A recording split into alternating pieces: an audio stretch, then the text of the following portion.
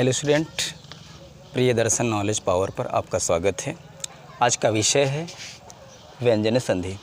Student, इसके पहले आप संधि के बारे में इस चैनल पर पढ़ चुके हैं और संधि में 3 पार्ट, स्वर संधि, व्यंजन संधि और विसर्ग संधि। जैसा कि आप को इस चैनल पर स्वर संधि पढ़ाया जा चुका है। आज आपका व्यंजन संधि है, इसके बाद आपका जो है विसर्ग संधि होगा। तो स्टूडेंट, क्लास स्टार्ट करने से पहले मैं एक बात कहना चाहूँगा, जो कि कहना वही रहता है कि यदि आप चैनल पर पहली बार आए हुए हैं तो चैनल को सब्सक्राइब कर दीजिएगा, ताकि वीडियो जब भी मैं इस पर डालूँ तो आपको नोटिफिकेशन पहले मिले। तो आइए come to the point. Student, व्यंजन संधि। व्यंजन संधि समझने के लिए आपको पहले संधि के बारे में समझना होगा, जो कि मैं संधि चैप्टर स्टार्ट कर रहा था उसी समय मैंने बहुत अच्छे समझाया था कि संधि किसे कहते हैं, संधि की परिभाषा क्या है, संधि के प्रकार कितने होते हैं, स्वर संधि, व्यंजन संधि और विसर्ग संधि। ये सब मैंने सब कुछ पिछली वीडियो में भी बता चुका था, लेकिन फिर भी आज मैं व्यंजन संधि को बताना चाहूँगा और उसमें संधि क्या होती है ये भी बता दूँगा। संधि 2 शब्दों का मेल होता है, जिसमें आप स्वर से मिले हुए शब्दों को भी पढ़ेंगे, जिसको स्वर संधि कहा जाता है। व्यंजन से मिले शब्दों को पढ़ेंगे तो व्यंजन संधि, और विसर्ग से संबंधित जो शब्द होंगे वो विसर्ग संधि कहलाते हैं। लेकिन यहाँ आज का जो विषय है आपका व्यंजन संधि। वह संधियुक्त शब्द जो शब्दों के मेल से बना हो उसे जो है व्यंजन संधि कहा जाता है। तो स्टूडेंट, ये रही आपकी परिभाषा, लेकिन इसमें अब शब्द किन किन अक्षरों से मिल करके और कौन सा अक्षर हो जाता है उसको आपको आज पढ़ना है। इसके लिए कई रूल्स बनाए गए हैं, जो कि मैं पहला रूल आपको बताने जा रहा हूं। और स्टूडेंट, एक बात और है कि कई बार संधियुक्त शब्दों को तोड़ने के लिए, यानी विच्छेद करने के लिए, जिसको आप संधि विच्छेद कह सकते हैं, संधि विच्छेद करने के लिए आता है। और कई बार ऐसा होता है कि विच्छेद यानी संधि विच्छेद के शब्दों को संधि बनाने के लिए आता है, यानी संधियुक्त शब्दों को मेल करने के लिए आता है, कई बार उसको अलग करने के लिए आता है। तो जैसे मान लीजिए, एग्जाम्पल पे आपको बता रहा हूँ, जैसे मान लीजिए कभी कभी आता है सज्जन आता है, तो उसको आपको क्या करना है, उसको विच्छेद करना है। ठीक है, तो विच्छेद करेंगे तो क्या उसका विच्छेद होगा कि मतलब 2 शब्द जो अलग होंगे तो वो क्या क्या शब्द होंगे उसको आप समझना है। तो आइए रूल फर्स्ट पर। रूल फर्स्ट ये कहता है कि यदि संधियुक्त यानी जो संधि का जो शब्द है, संधि से माने संधियुक्त जो शब्दों का मेल है, उसमें प्रथम शब्द, यानी 2 शब्द हैं एक संधि में, एक संधियुक्त शब्दों में 2 शब्द हैं, तो उसका जो प्रथम शब्द है उस शब्द के अंत में किसी वर्ग का प्रथम वर्ण हो, लास्ट वाला अक्षर जो हो, प्रथम शब्द का लास्ट का जो अक्षर है, अंतिम अक्षर जो है, वो किसी वर्ग का प्रथम वर्ण हो। और ठीक है, ये इतना क्लियर हो गया। अब दूसरे शब्द के आदि में, और दूसरा वाला जो शब्द होगा उसके शुरुआत वाला जो अक्षर होगा वह किसी वर्ग का तीसरा वह चौथा वर्ण हो, यानी तीसरा या चौथा अक्षर हो, या फिर य र ल व हो, या कोई स्वर हो। तो प्रथम शब्द के अंत के किसी वर्ग के प्रथम वर्ण के स्थान पर उसी वर्ग का तीसरा वर्ण हो जाता है। मतलब यह है, जो मेल होगा शब्दों का, तो वो पहले वाले शब्द में किसी वर्ग का, मान लीजिए पहला अक्षर हो, वह पहला अक्षर जब मेल होगा किससे, या तो वह चौथा तीसरा अक्षर हो, या तो य र ल व हो, या तो कोई स्वर हो, उनसे जब होगा तो जिस वर्ग का वह पहला तीसरा होगा और पहला और दूसरा होगा, वह उसी वर्ग का तीसरा हो जाएगा या तो फिर चौथा हो जाएगा। ये रूल है पहला। ठीक है, तो आइए एग्जाम्पल के थ्रू आप समझिए। जैसे यहाँ पे लिखा हुआ है, पहले जो 2 शब्द लिए गए हैं जिनसे एक शब्द बनेगा, तो आप देखिए क्या है।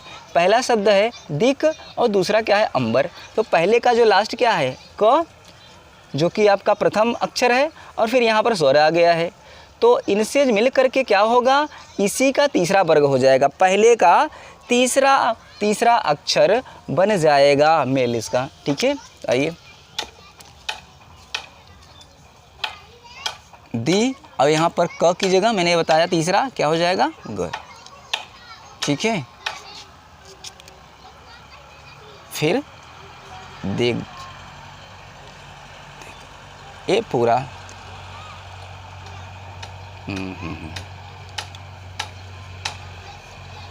ये पूरा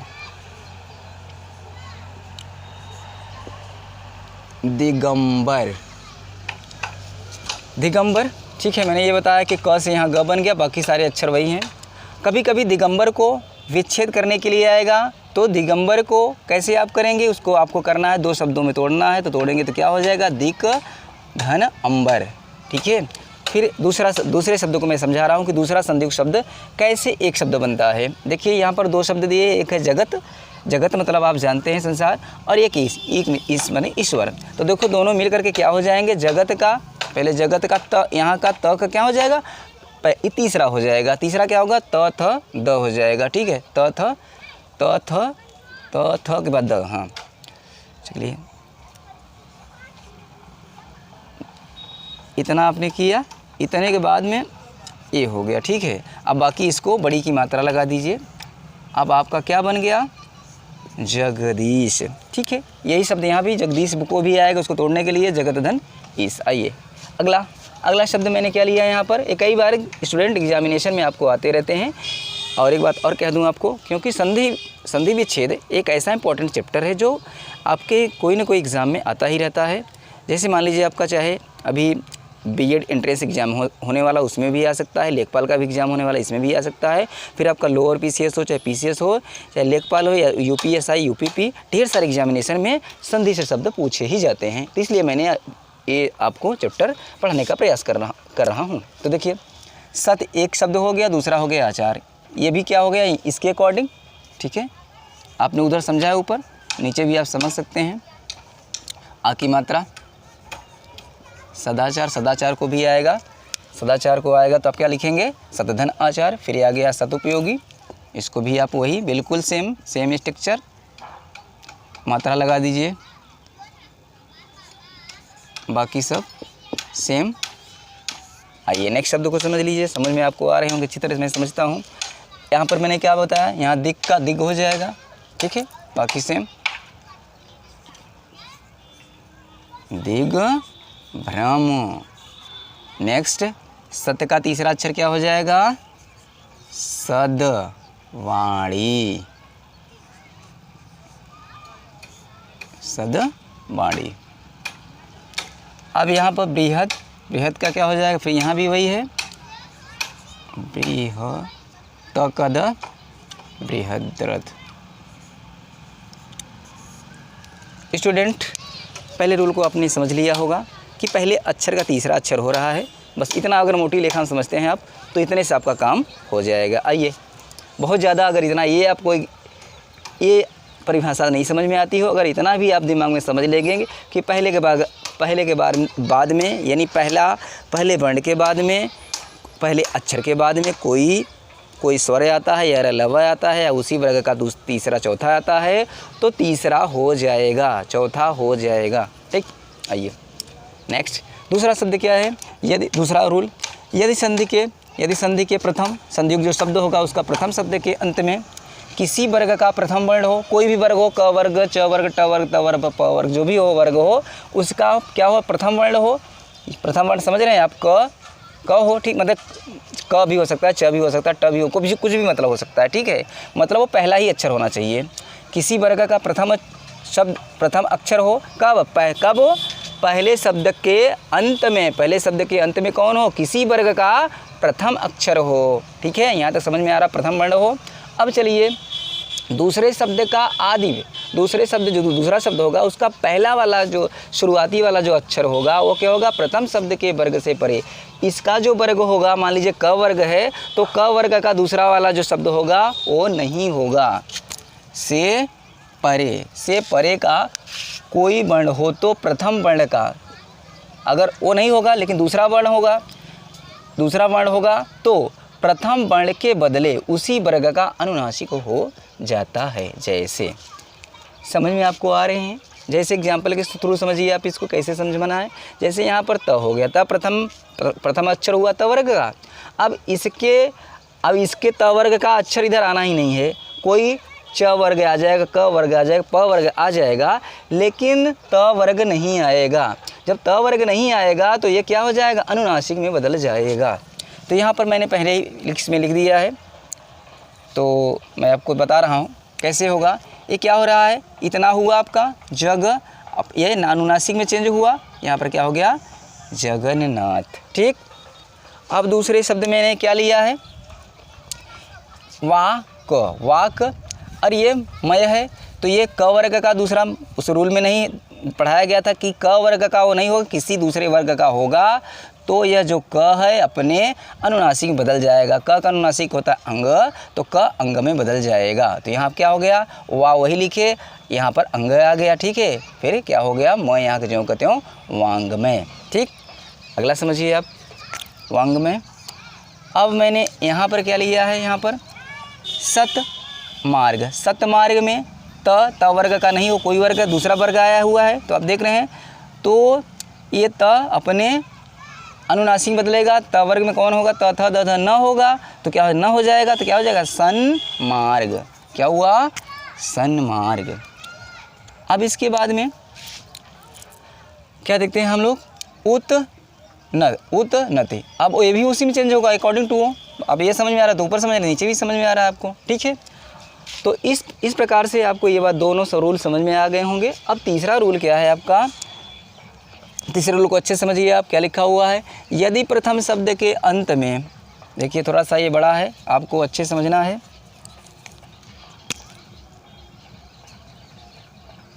ये है आपका त, यदि प्रथम शब्द के अंत में त द तथा दूसरे के आदि में च छ हो। ठीक है, समझ में आ रहा, दो शब्द हैं, तब पहले का जो एंडिंग होगा उसमें एंडिंग जो शब्द होगा, यानी लास्ट वाला जो अक्षर होगा त हो या द हो, और दूसरे का पहला जो अक्षर होगा च आ जाए चाहे छ आ जाए, तो दोनों मिलकर के क्या हो जाएंगे, त द के स्थान पर च हो जाएगा। ठीक है, पहला। फिर अब दूसरा एक और इसी में रूल समझा दे रहा है, रूल, अगर उसी जो है त द के स्थान, त द पहले में तो हो ही, पहले के अंत में त द हो ही, लेकिन दूसरा जो शब्द हो तो दूसरे में ज झ आए, तो ज झ आए आता है, तो जब वो शब्द मिलेंगे त द क्या हो जाएगा, त द के स्थान पर ज हो जाता है। ठीक, आगे भी ये और समझ लीजिए यही बात। अगर मान लीजिए वही अक्षर जो अंत में त द आता था आपका, तो त द आए प्रथम शब्द के अंत में, लेकिन दूसरा शब्द जो स्टार्ट हो उसमें का पहला अक्षर ट अगर आता है, तो त द के स्थान पर ट हो जाता है। यहाँ पर तीन बातों को कहा गया, तीनों को अच्छे से आपको समझना है। तो आइए देखते हैं हम, त द के बाद में अगर छ आता है तो आपका च होता है। तो यहाँ पर देखेंगे आप, क्या हो रहा है आपका, त के बाद में च आया है, त के बाद में च आया तो क्या हो जाएगा, च हो जाएगा। ठीक है, त के बाद में यहाँ पर त ही च हो जाएगा, बाकी ये वही रहेगा। तो क्या हो गया आपका, उच्चारण, उत्तधन चारण का उच्चारण। नेक्स्ट, अब यहाँ पर पद छेद, पद यहाँ पर ये द किस में बदल जाएगा, च में, बाकी ये वही रहेगा। तो आप यहाँ पे क्या लिख देंगे, पद का द बदल जाएगा उसमें, किसमें, च में, च में आपको बदल गया, बाकी वही रहेगा।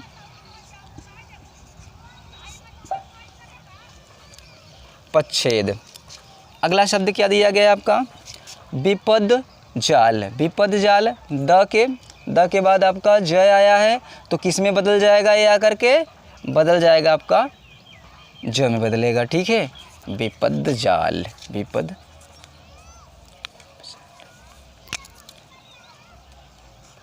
बी आपने किया, इतना किया, अब इसको द बदलेगा किस में, ज में। अभी जाल को आप लिख देना है, बाकी विपद जाल। क्या बता रहा है शब्द, विपद जाल। एक मिनट ऐसे, विपद जाल। अगला समझ लीजिएगा, और शब्द दिया गया है आपको, तत् टीका। त आया है, यहाँ पर ट आया है, त के बाद ट आए तो क्या हो जाता है, त का, यहाँ आप देखिए, त के बाद द के बाद में आपका ए त द आया है। ठीक है, त द के बाद में, हाँ ये यहाँ पर आया है, त द के बाद में आपका ट ठ आता है ना, तो यहाँ त ट आया तो क्या हो जाएगा, ट हो जाएगा। ठीक है, तो क्या आपको यहाँ लिखना है तटीका। ठीक, कभी कभार स्टूडेंट आ सकता है तट्टिका, तट्टिका का संधि विच्छेद करने के लिए तो आपको कैसे करना होगा, इसका उल्टा हो जाएगा। कभी कभार माने दोनों तरीके से क्वेश्चन पूछा जा सकता है। तट्टिका देगा तो आपको पूछेगा कि इसका संधियुक्त शब्द क्या होगा, और कभी तट्टिका दे करके आपको पूछ लेगा इसका संधि विच्छेद, तो आपको दोनों को समझना है। आइए अब क्या है सत्यजन, इसको आप अच्छी तरह से जानते हैं, बार बार पूछा जा रहा था एग्जामिनेशन में, कई बार आ चुका है, आपको ध्यान से इसको समझना है। तो यहाँ क्या करेंगे, इसका मैंने क्या बताया था, सत किसमें स के बाद ज, त के बाद ज आया है, तो ये किसमें हो जाएगा, त किसमें चेंज होगा, ज में, आधा ज। अब ये पूरा है ही, रूल वही है जो ऊपर मैंने बताया, तो आपको समझ में आया होगा। आइए नेक्स्ट, दो और बचे हैं, अच्छे समझिए आप, क्योंकि एग्जामिनेशन से यहाँ आना ही आना क्वेश्चन है, मैं बार बार बता रहा हूँ आपको। यदि प्रथम शब्द के अंत में तद तथा दूसरे शब्द के आदि में स हो तो तद के स्थान पर च और स के स्थान पर छ हो जाता है। एक नया रूल हो गया है। ठीक है, लेकिन तद के बाद में क्या आ रहा है, श आ रहा है। अभी तद के बाद में आपका आया है, तद के बाद में आपका छ आया है, तद के बाद में तथ आया है, तद के बाद में टठ आया है। ठीक है, अब क्या आ रहा है, तद के बाद में श आ रहा है, तो तद जो है आपका च में हो जाएगा और श आपका हो जाएगा छ में। ठीक है, आइए रूल, उत्श्वास, उत्श्वास किस में चेंज हो जाएगा, उत का च में हो गया, और ये किस में चेंज हो जाएगा, ये हो गया इसमें। ठीक है, बाकी का आप लिख जाइए, इतना ही हुआ, यहाँ पर ये नहीं होगा। ठीक, उच्छ्वास। ठीक, उच्छ्वास को कई बार पूछा गया है, उच्छ्वास को अगर आता है विच्छेद करने के लिए तो आप उत्श्वास करेंगे, उत्श्वास अगर आता है संधि करने के लिए तो आप क्या लिखेंगे, उच्छ्वास, उच्छ्वास। ठीक है, आइए अगला शब्द दिया गया है उत धनशिष्ट, उत भी चेंज हो जाएगा, त किस में च में हो जाएगा, स किस में हो जाएगा, छ में। ठीक, बिल्कुल, यहाँ पर आपका ऐसे, ये ऐसे कर दीजिए, बाकी ऐसे ऐसे क्या हो गया, उच्छेष्ट। एक और यहाँ देख लीजिए, ये भी वैसे सेम है,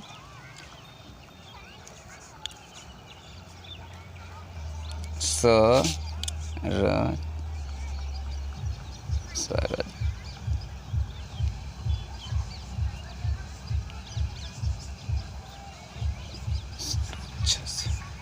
ये क्या हो गया, सरच्छसी, ये च है आपका, सरच्छसी। सत्यशासन, सत्यशासन क्या हो जाए आपका,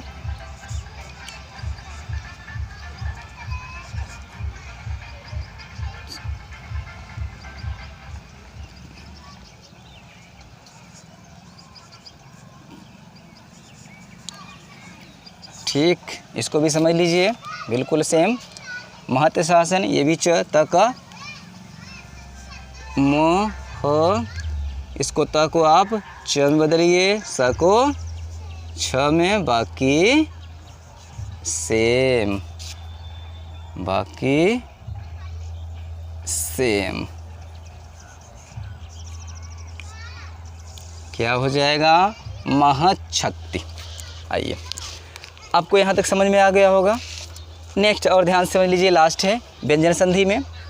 यदि यदि संधि के प्रथम शब्द के अंत में म हो, यहाँ तक अभी आपका क्या क्या आ रहे थे, प्रथम वर्ण आ रहा था, फिर आपका तद आया है, तद के बाद में अब आपका आ रहा है म, प्रथम शब्द के अंत में म हो। ठीक, और दूसरे शब्द के शुरुआत में आदि या आदि में क्या हो, किसी वर्ग का कोई वर्ण हो, माने किसी वर्ग कोई भी अक्षर आ जाए, या फिर यर लव श श ह हो, तो क्या हो जाएगा, म अनुस्वार में चेंज हो जाएगा।